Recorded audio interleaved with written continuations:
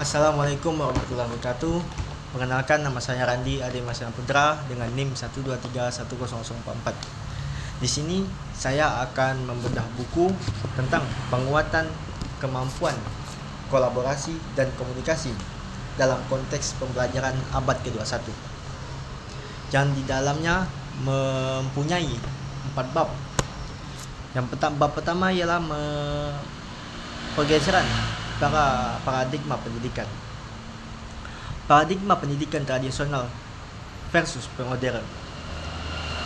Memanusiakan manusia menjadi suatu hal yang sangat penting dan seringkali menjadi topik perbincangan di kalangan masyarakat ketika membahas makna sejati dari pendidikan. Oleh karena itu, tidak mengherankan bahwa pembahasan mengenai pendidikan terus-menerus berkembang, khususnya di era abad ke-21. Pendidikan juga diartikan sebagai proses perubahan sikap dan tata laku seseorang atau kelompok orang dengan tujuan mendewasakan manusia melalui upaya pengajaran, latihan, dan interaksi dengan lingkungannya. Dalam pemaknaan pendidikan ini, paradigma atau pandangan mengenai bagaimana pendidikan seharusnya dijalankan memiliki peran yang sangat prinsipil. Sederhananya, pada abad ini, paradigma pendidikan dapat diidentifikasi menjadi dua, yaitu paradigma pendidikan tradisional dan paradigma pendidikan modern. Memasuki era pendidikan modern memberikan jawaban terhadap kebutuhan abad ke-21. Terwujudnya kebutuhan ini dapat dicapai melalui pergeseran pola pikir dan tindakan dalam berbagai konteks penyelenggaraan proses pendidikan dan pengajaran. Tantangan dan peluang pendidikan di abad ke-21. Memasuki abad ke-21, terjadi perubahan mendasar dalam berbagai aspek kehidupan manusia. Runtuhnya geografis sebagai dampak dari agenda globalisasi dan kemajuan teknologi dan informasi, ada beberapa tantangan yang akan dihadapi pendidikan abad ke-21 ini. Yang pertama ialah tantangan terhadap kompetensi guru. Yang kedua ialah kesenjangan digital. Adapun kualitas pendidikan belajar dari negara maju, dalam usaha untuk meningkatkan kualitas pendidikan,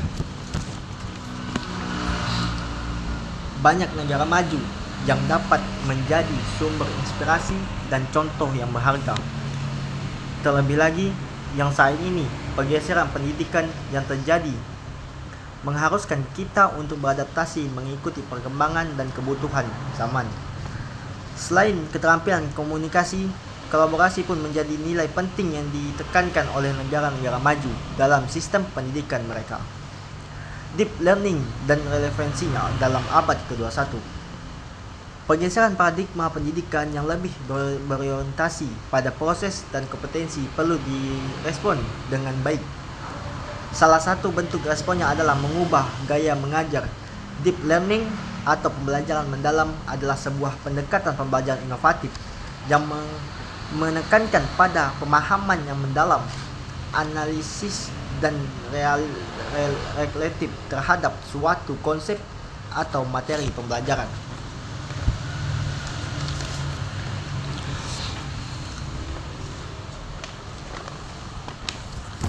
Terus membahas bab 2, memahami 21 Century Skills.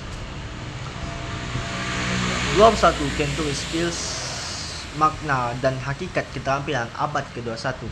Tantangan dunia terhadap sistem pendidikan adalah menghasilkan peserta didik agar memiliki kompetensi yang relevan dengan kebutuhan abad ke-21. Hal ini penting agar mereka dapat mengatasi tantangan yang makin kompleks, baik saat ini maupun masa depan. Pada abad ke-21 kita dihadapkan pada berbagai tantangan yang memerlukan tidak hanya keterampilan dasar, tetapi juga keterampilan daya kompetensi tingkat tinggi. Pendidikan abad ke-21 terdapat 16 keterampilan penting yang harus dimiliki peserta untuk dapat bertahan dan berhasil di masa sekarang ataupun mendatang. Keterampilan abad ke-21 sebagai pembelajaran bermakna dan menyenangkan. Pembelajaran bermakna adalah pendekatan dalam proses pembelajaran yang bertujuan untuk membuat peserta didik mengaitkan materi pembelajaran dengan pengalaman dan pengalaman sebelumnya.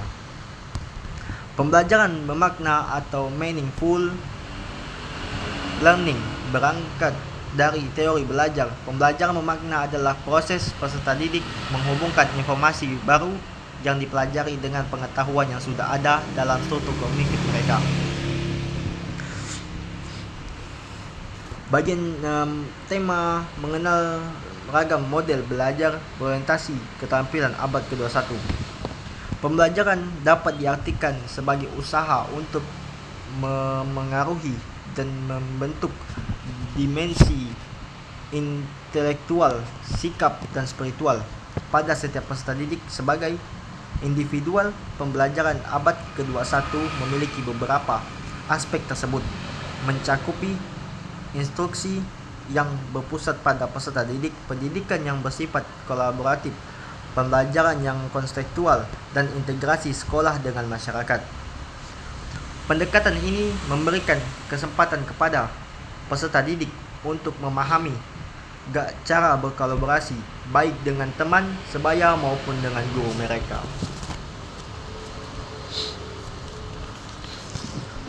Guru masa depan membuka jalan menuju pendidikan abad ke-21. Sebelum guru berupaya membekalkan keterampilan abad ke-21, guru juga harus sudah menguasai keterampilan tersebut. Jika kita bisa memberikan suatu pada orang lain, jika kita sendiri tidak memiliki suatu tersebut. Dari kata-kata ini memiliki makna bahwa guru perlu memiliki dan menguasai keterampilan abad ke-21 sebelum mengajarkan keterampilan tersebut kepada anak didiknya. Kita masuk ke bab 3, mengasah keterampilan kolaborasi. Keterampilan kolaborasi. Kolaborasi adalah bentuk kerja yang intensif untuk mengatasi masalah yang dihadapi oleh kedua belah pihak secara bersamaan. Prinsip-prinsip yang menjadi dasar sebuah kolaborasi diantaranya memiliki tujuan yang sama, persepsi yang sama, kemauan untuk berproses, memberikan manfaat satu sama lain, kejujuran, kasih sayang, dan berbasis pada kepentingan masyarakat. Kolaborasi ialah sebuah proses interaksi yang kompleks dan beragam, melibatkan beberapa individu yang bekerja sama dengan menggabungkan pemikiran secara berkelanjutan dalam menghadapi suatu masalah. Setiap orang yang terlibat memiliki ketergantungan di dalamnya. Adapun fungsi dan manfaat kolaborasi. Fungsi kolaborasi ialah yang pertama, mengembangkan keterampilan sosial dan meningkatkan antar individu. Yang kedua, meningkatkan kreativitas. Yang ketiga, meningkatkan kinerja dan hasil belajar akademik. Yang keempat, pembelajaran yang aktif. Yang kelima, penyelesaian masalah yang lebih kompleks. Adapun faktor-faktor kolaborasi ialah komitmen. Yang pertama, komitmen personal. Yang kedua, kemampuan berkomunikasi. Yang ketiga, proses interaksi. Yang keempat, program atau layanan. Adapun manfaatnya ialah dengan menerapkan kerjasama, potensi dan keahlian dari setiap anggota dapat digabungkan untuk mencapai hasil optimal. Ada juga indikator keterampilan kolaborasi. Memiliki beberapa keterampilan. Yang pertama, ia bekerja secara produktif bersama teman sekelompok. Yang kedua, berpartisipasi dan berkontribusi secara aktif. Yang ketiga, seimbang dalam mendengar dan berbicara. Yang keempat, menunjukkan fleksibilitas dan berkompromi. Yang kelima, bekerja secara berkelompok dengan berbagai tipe orang. Yang keenam, menghormati ide-ide orang lain. Dalam pembelajaran yang mengembangkan keterampilan kolaborasi, penerapan keterampilan kolaborasi pada peserta didik sekolah dasar dapat diimplementasikan melalui berbagai metode. Pembelajaran yang mengutamakan kerja antar tim dan interaksi antar peserta didik. Dengan bekerja, kelompok peserta didik saling mendukung dan memotivasi satu sama lain untuk mencapai tujuan bersama. Hal ini juga membantu peserta didik untuk mengembangkan keterampilan sosial seperti empati, komunikasi, dan kerjasama yang sangat berharga dalam kehidupan sehari-hari. Program inovasi guru dalam meningkatkan keterampilan kolaborasi peserta didik. Dalam konteks pelajaran kolaboratif, terdapat beberapa sifat yang sangat penting untuk dimiliki peserta didik. Adapun sifat-sifat tersebut ialah: yang pertama, kerjasama; yang kedua, menghargai pendapat; yang ketiga, pengendalian diri; yang keempat, kesabaran; yang kelima, kecerdasan emosional. Selain sifat-sifat tersebut, ada juga program inovasi yang dapat dilakukan guru dalam meningkatkan keterampilan kolaborasi peserta didik. Ialah penerapan model pembelajaran kolaborasi yang menarik. Yang kedua, proyek kolaboratif tematik; yang ketiga, kolaborasi dengan orang tua; yang keempat, kolaborasi dengan komunitas lokal.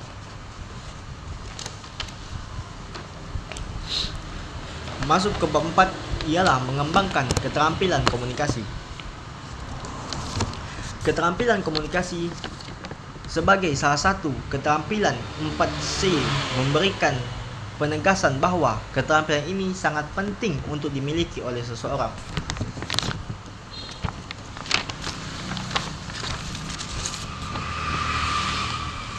Mahir komunikasi bukan hanya soal menguasai public speaking, tetapi bisa juga melalui kemampuan menulis yang baik, terlebih di era teknologi sekarang. Cara berkomunikasi bisa dilakukan melalui beragam-ragam cara. Bisa dengan konten video, audio, dan lain sebagainya. Komunikasi sebagai penyataan mencerminkan pentingnya pemahaman tentang peran aktif individu dalam proses komunikasi, serta implikasi dari pesan yang disampaikan dalam pencapaian tujuan. Komunikatif tertentu, jadi keterampilan komunikasi menjadi penting untuk dimiliki setiap individu. Adapun fungsi komunikasi.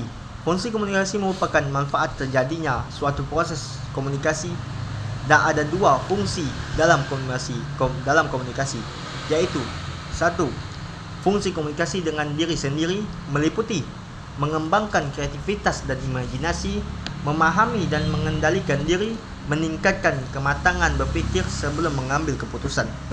Adapun fungsi yang kedua ialah fungsi komunikasi antar pribadi. Di dalamnya berusaha meningkatkan hubungan insan, menghindari dan mengatasi konflik pribadi, mengurangi ketidakpastian sesuatu, berbagi pengetahuan dan pengalaman dengan orang lain. Adapun faktor-faktor komunikasi di dalamnya ialah komunikator, yang kedua pesan, yang ketiga media, yang keempat komunikan, yang kelima umpan balik. Indikator keterampilan komunikasi. Indikator keterampilan komunikasi adalah tanda atau ciri-ciri konkret yang menunjukkan kemampuan seseorang dalam komunikasi dengan baik. Adapun ada 5 indikator komunikasi secara efektif, ialah mengartikulasikan pikiran dan ide-ide secara efektif, mendengarkan secara efektif untuk memahami makna, menggunakan komunikasi untuk sejumlah tujuan, menggunakan beragam media dan teknologi, serta menilai dampaknya. Yang kelima, berkomunikasi secara efektif dalam lingkungan yang berbeda. Mungkin hanya itu saja yang dapat saya sampaikan. Kurang lebih mohon maaf. Assalamualaikum warahmatullahi wabarakatuh.